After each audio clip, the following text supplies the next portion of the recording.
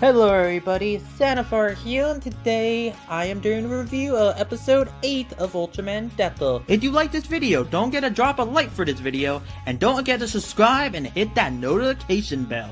So let's get into it. Let's first talk about the characters. Let's first talk about Asumi.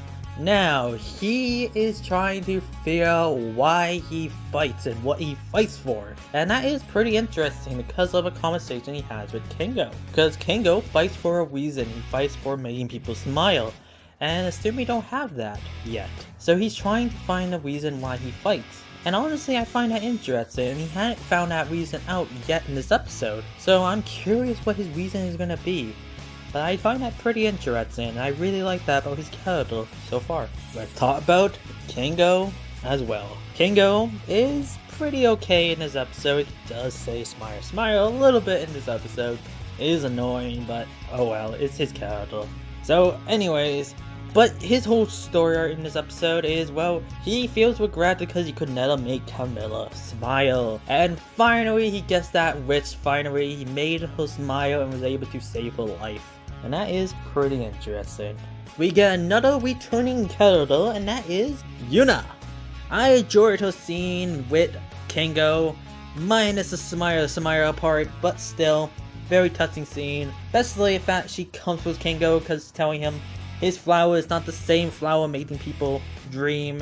And also, she reawakens Gazelle to help out Gamila. The rest of the Gazelle crew really does nothing at all except help out a little bit in the final fight, and that's really it. Now let's talk about Gamila and her redemption. Kingo saves her with the help of Decker and Gazelle, and then she teams up with Trigger and Decker to fight Meteora.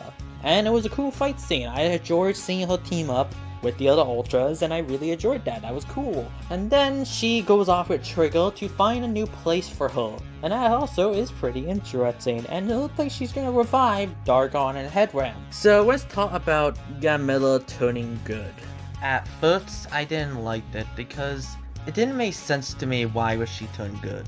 But as me thinking about it, I guess it makes sense. Because anybody can bring her back to the light, it would be Trigger, because she loves Trigger. And I guess that makes the most sense. Now, my question is, what about Headram? Because, unlike Dargon, Headram never had a redemption arc, he never turned good. So, I'm curious what that's gonna be like. I hope they explore that in a future project. So, the characters in this episode was pretty okay. I did everything with Asumi. I thought everything about him was cool. I can't wait to see where his story goes. Seeing the returning characters was also pretty cool, and I wish Gut selected more in this episode. So yeah, the characters in this episode was okay. The effects are great. So many nice shots with the buildings, the ultras. Just looks very, very nice. I love the effects in this show so far.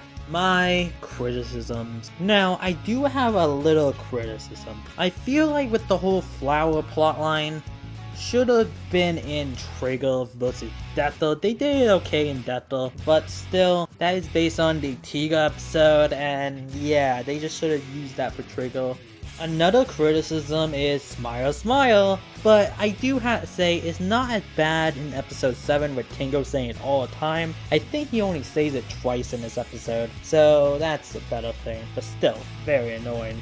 In the last episode review, I said I did not like the fact that they brought back Meteora and Gamila, and that opinion still is the same. I still don't like it. I think they should have just kept her dead, because I like the ending of Ultraman Trigger, where she dies in Trigger's arms, because it's a beautiful mirror of Ultraman Tiga the movie, and I just don't think they should have changed it and brought her back. Tell me down below, what did your guys' opinions about Gamila revival, and I guess the Dark Giants revival as well, and Gamila's redemption arc and her turning good. Let's talk about that. I would love to hear you guys' opinions about this. What did I like about this episode? I loved Asumi. Finding out about who he is and why he fights. That's interesting to me, and that's made his character so very interesting. And I like the fact that they didn't just solve it in this episode. It's in the K-Cup episode of him finding out who he is and why he fights. And it's something I really liked about that, and I can't wait to see more of that, where he finds the reason why he fights and everything. My final thoughts for episode 8 of Ultraman Decker. What do I think of this episode?